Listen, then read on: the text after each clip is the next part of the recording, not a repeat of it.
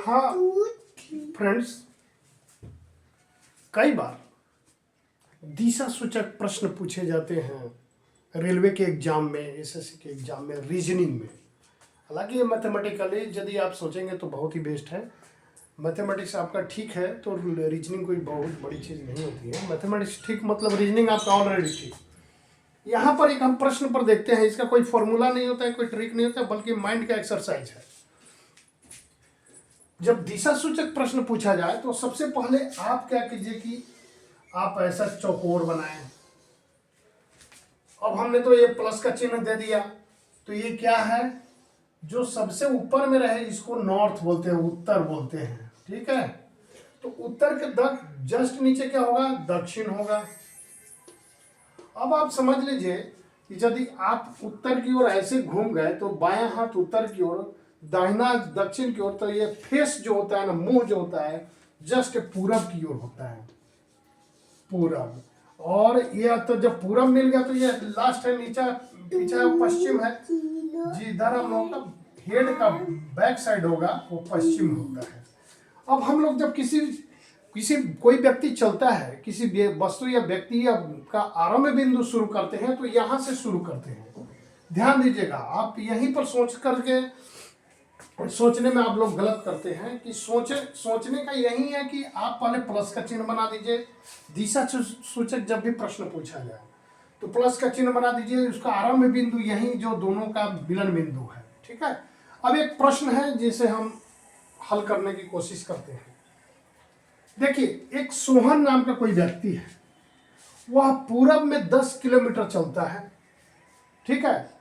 दाईं ओर फिर 10 किलोमीटर चलने के बाद दाईं ओर मुड़ जाता है और वहां से फिर 15 किलोमीटर चलता है और फिर 15 किलोमीटर चलने के बाद फिर दाईं ओर मुड़ जाता है और 10 किलोमीटर चलता है और फिर बाईं ओर मुड़ करके 20 किलोमीटर चलता है। तो प्रश्न पूछा जाता है कि आरंभ बिंदु से, यानी यहां से उसकी वर्तमान स्थिति क्या है और दिशा क्या है और कितने किलोमीटर की दूरी पर है।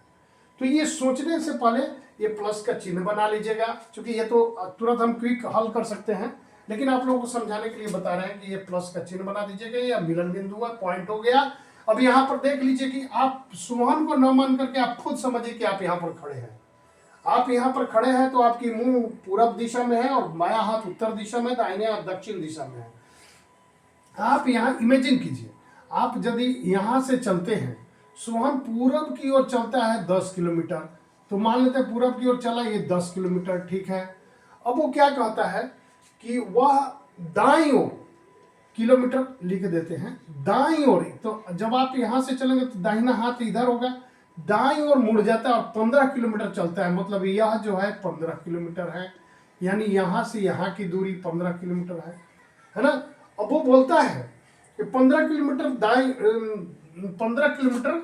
दाईं ओर मुड़ करके चलता है। फिर जब यहाँ पर 15 किलोमीटर चल देता है फिर वो दाईं ओर मुड़ जाता है।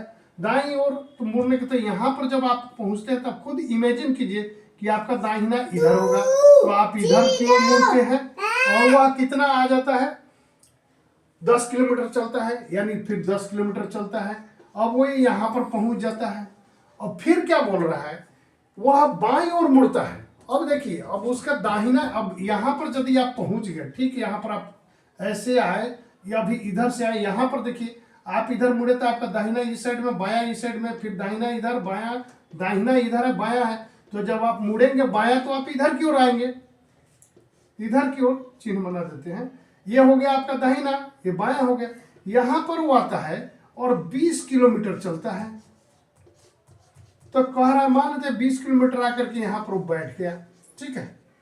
तो कहा जा रहा है कि उसकी आरंभ बिंदु से कितनी दूरी पर वो अभी वर्तमान में है और दिशा क्या है। तो दिशा आप देख रहे हैं कि जब चल करके आता है अभी उसकी दिशा क्या हो गई है, दक्षिण दिशा में है? और उसकी दूरी कितनी हो गई। तो जब यह देख लीजिए, यह एक रेक्टेंगल टाइप का बन गया है, आयताकार, तो कितना हो गया, 15 किलोमीटर। इधर है तो 15 किलोमीटर ये भी है ना, 15 किलोमीटर ये भी है।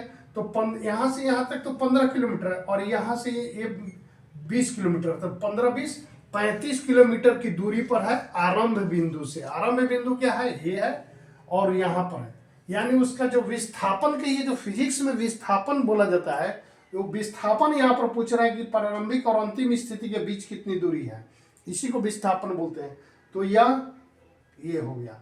लेकिन यदि ये इससे 3 प्रश्न बनते हैं। एक तो दिशा के बारे में पता चल गया कि दक्षिण दिशा में है, दूसरा कि वर्तमान में कितने किलोमीटर की दूरी पर है, तो 35 किलोमीटर के, और इसने कुल कितनी दूरी तय करी, अब यह देखना है।